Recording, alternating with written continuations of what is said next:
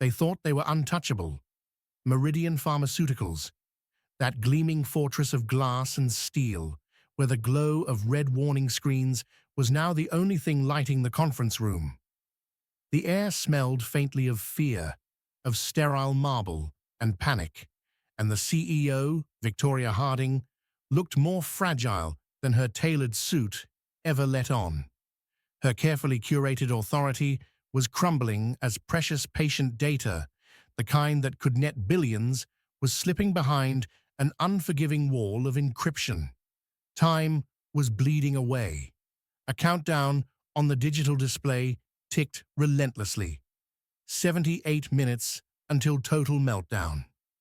Outside, a janitor's cart squeaked to a stop, a faint sound, easily ignored. But today, it wasn't. Tasha Williams stepped inside, uniform worn, eyes sharp.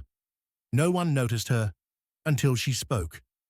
"I can stop this," she said, and the room jolted in a way it hadn't since the alarms first sounded. Victoria froze in her seat, her power suddenly fragile, as if anyone with courage could snatch it away. Her highly credentialed security team, names from Harvard, MIT, Stanford, etched into polished frames on the walls, sat in stunned silence at their terminals. They looked like deer caught in headlights. "How did they get in?" Victoria demanded. The word echoed with desperation. Tasha cleared her throat. "I know how they got in," she said, "and it wasn't just idle bravado. I know how to stop them." The skepticism that flickered across the senior security director's face was instantaneous. Victoria's eyes narrowed. Tasha leaned forward and said something simple, clear. "Sometimes, the ones who clean up your trash know exactly where you've hidden your secrets." The room exhaled with the weight of that truth. "Let me tell you how she got there." Tasha woke before dawn. Always. 4:30 on the dot. The city was silent, and her bedside was a second-hand laptop she'd patched together from salvaged parts. Her father was snoozing softly on the pull-out couch in the living room. He'd been at it all night, cleaning, steady, tired. By 5:15, Tasha had already helped a neighbor retrieve a corrupted file, an essay, a lifeline saved. No charge, she'd said. The tamales that arrived later were more than enough payment. He appeared at her elbow then, James Williams, pulling himself awake for coffee. "Early bird catches the worm," he said, voice gummy but proud. "Takes the early bird to catch the security vulnerabilities," she replied, grinning. She showed him a post she'd written about the latest virus strain going after healthcare infrastructure. He looked around the worn apartment, the chipped mug he cherished, the laptop she'd resurrected, and sighed. "You deserve more than cleaning office floors," he said. They'd had that talk before. Without a degree, her mind was all the credentials she needed, but the world couldn't see it yet. Tasha's watch buzzed. Certification exam looming. She buttoned her resolve. He reached into his pocket and pulled out an envelope. $2,200. Her heart clenched. "Your retirement can wait," she whispered. "Your future can't." He wrapped her fingers around the envelope. She tucked it into her backpack, next to her technical manuals.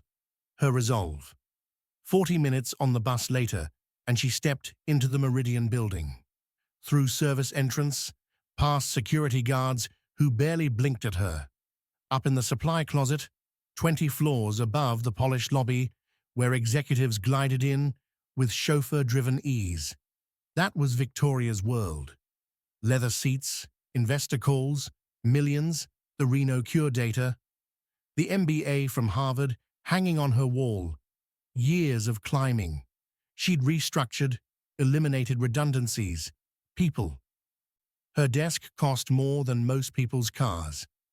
Victoria had just wrapped up a call with Tokyo, the future shimmering in her mind. Then Derek, her chief information officer in Hermes tailored for Thailand, appeared. Morning brief? He asked, sliding into the chair across from her. Secure path implementation is behind, he began, tablet in hand. Her nails tapped, impatient. Security upgrades were delays she couldn't afford, not with investors scrutinizing in 3 weeks. Derek shifted, uneasy. Unusual network activity, he tried. Legacy system issues. Her dismissal was practice. Fix it, she said.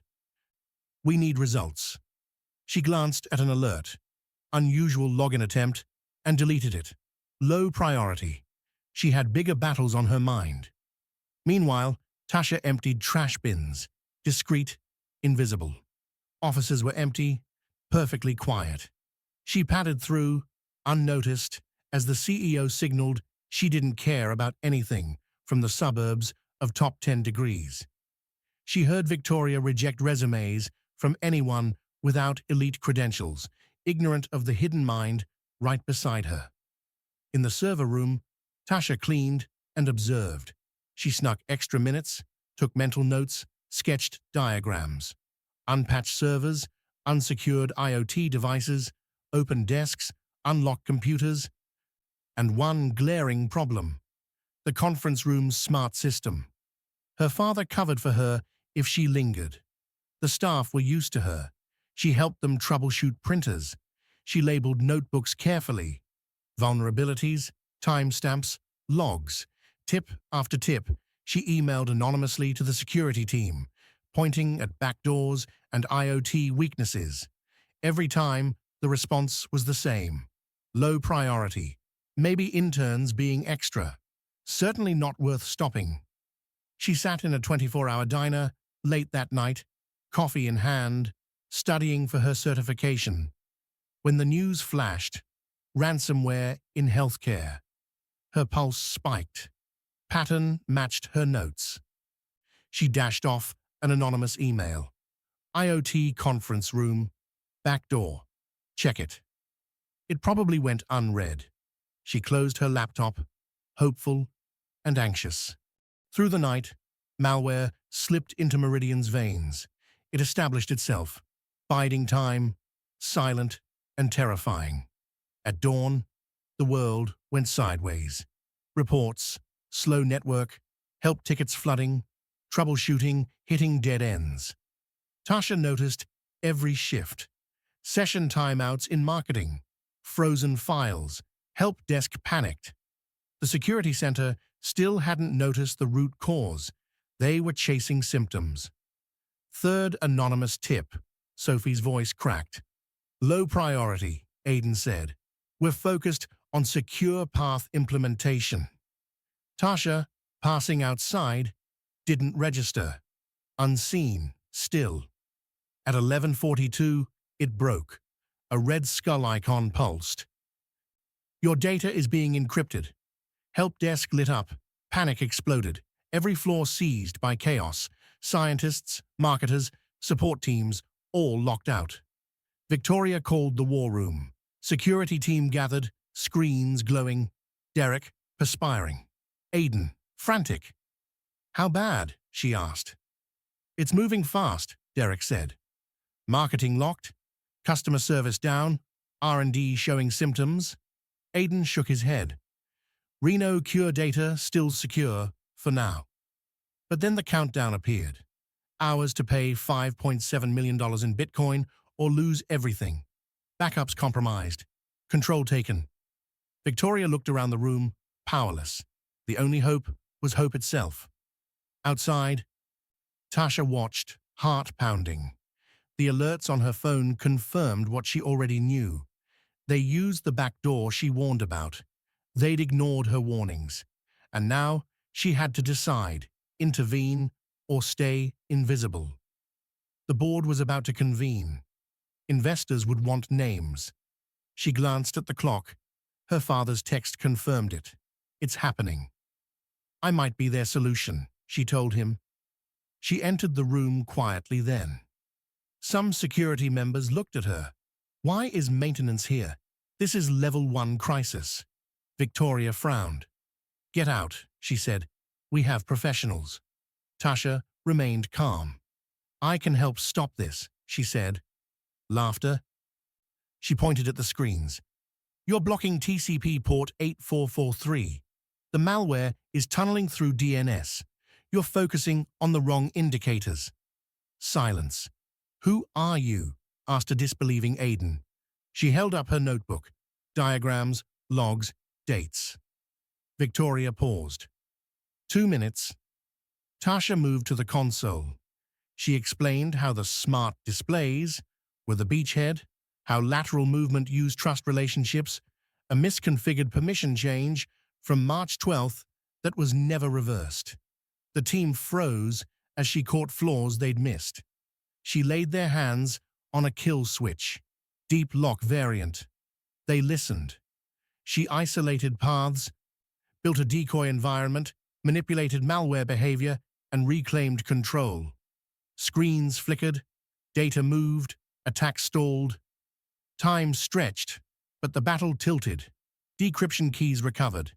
Data exfiltration stopped. Victoria dared to hope. They recovered systems. By morning, Meridian would wake again. The board chair arrived, stunned. The room had changed. "This cleaning staff member saved us," Victoria said quietly.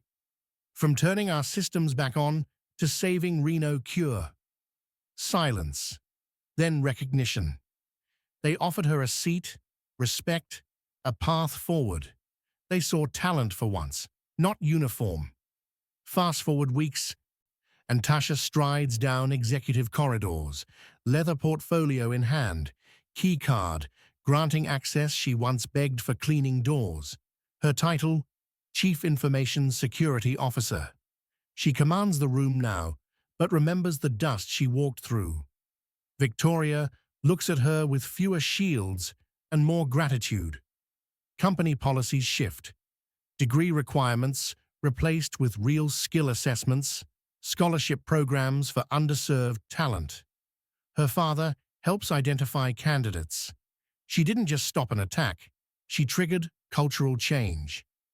Tasha looks out the same windows she once dusted from the floor of the invisible.